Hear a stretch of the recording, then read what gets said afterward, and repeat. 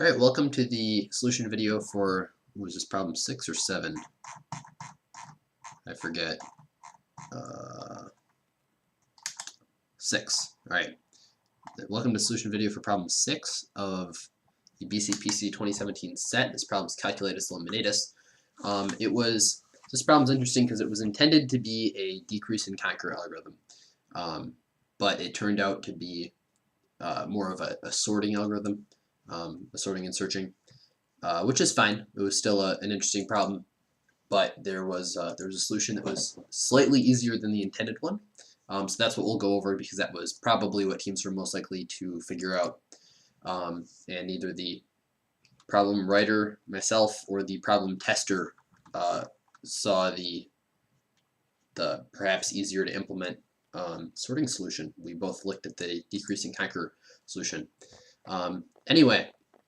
This problem gives you a number n, and that's the maximum number of spots in a certain area, and there's a missing object in one of those spots, and then there are a certain number of ranges, u ranges, which are inclusive on each side, and they describe where the object isn't. So the object is in the one spot that isn't included in any of the ranges. So that's what you have to do. This was the only problem that had its text as a poem, which was kind of interesting. So that's what the poem says. The one thing to notice with the input constraints, which is also mentioned in the problem itself, is that n can be enormous. It's slightly less than integer.max value, but it's not something you can iterate through, and it's also not something you can make an array of that size with the default Java settings.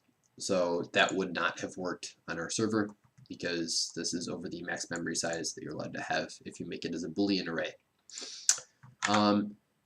So the two solutions to this, I'll draw them real quick. So you have a bunch of spots. Let's just say you have 5 spots so far, and you're given a range here, a range here, and then a range here, for example.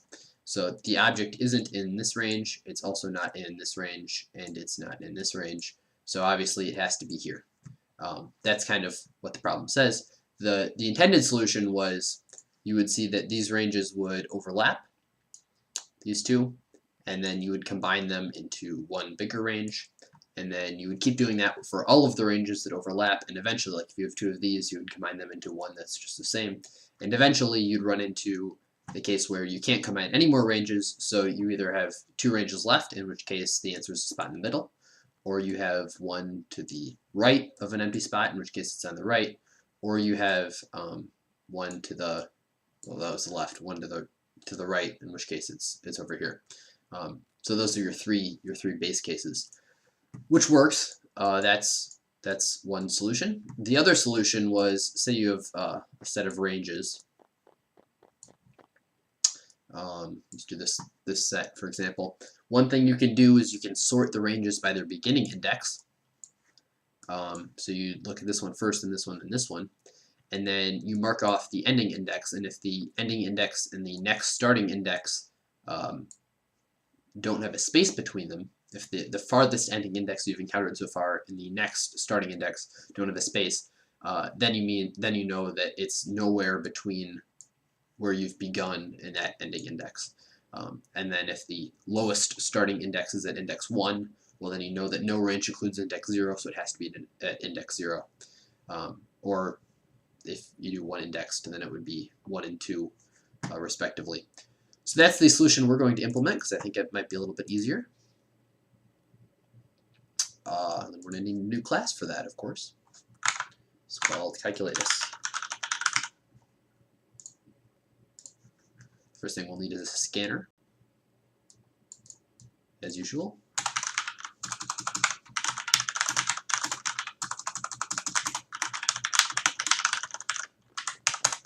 And then this problem only has a single test case, I believe. So we're given n and u.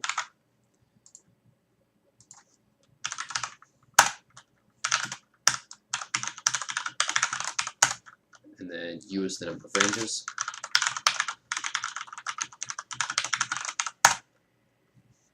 Alright, so we want to make, I'll make a class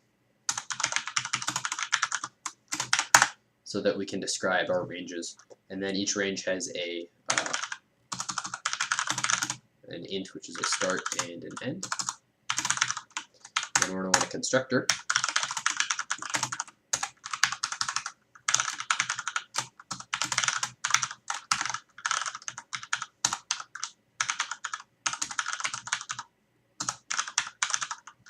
And then just since we're doing the sorting method later, to make the sorting the array easier, we're going to implement comparable.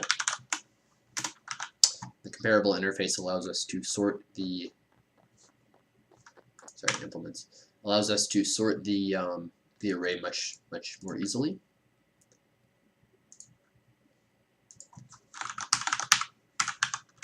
Alright, so we're going to compare to another range, and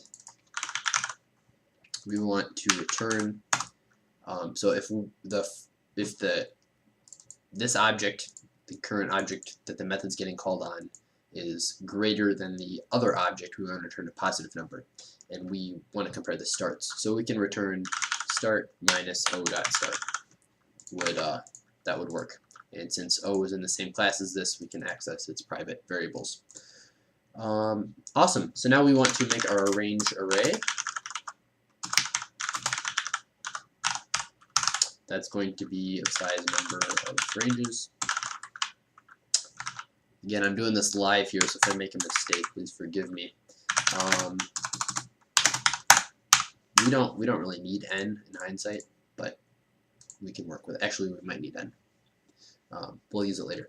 So we want to go from int I equals 0 to number of ranges.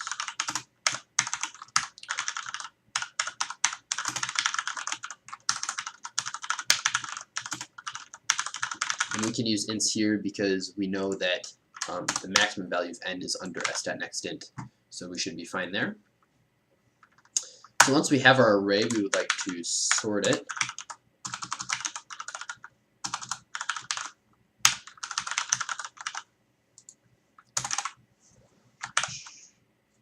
Alright, so we've got our sorted array. Now we just want to go through and implement the strategy that we talked about earlier. So we can do that with a counter.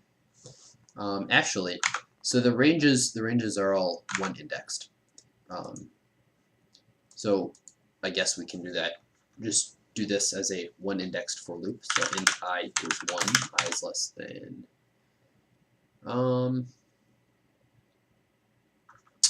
no, I lied.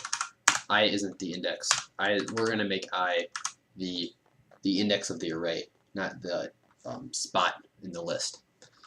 So I is gonna go from 0 to number of ranges, and then we want to keep track of the farthest end. So that's going to start with 1. So if the first one, actually we'll start it with 0.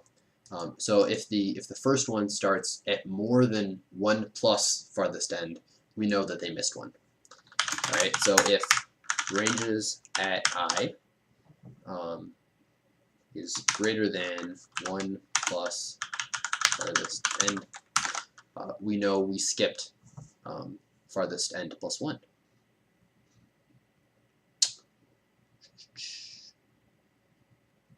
Oh.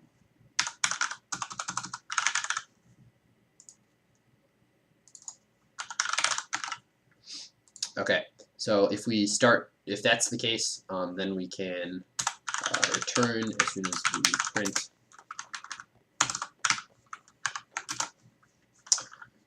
farthest end plus 1, because that would be the one we skipped. Farthest end would be included, and farthest end plus 2 might be, or probably would be, but otherwise we would miss farthest end plus 1. And that would be if we skipped. So that would include skipping 0, but it wouldn't include skipping the last one, right? So, oh, sorry, if that's not the case, we want to set farthest n equal to the max of farthest end and of ranges at I dot end. Okay, so if we manage to get through this entire for loop, that means there weren't any spots that were skipped. So that means we know that the first index wasn't skipped. We know none of the middle indexes were skipped, but we don't necessarily know that the spot at n was included in any of the ranges.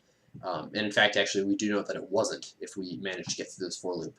So if this is the case, then we can print n, because that was the spot that was skipped. So that should be most of it, unless we have any glaring logic mistakes in this problem. That should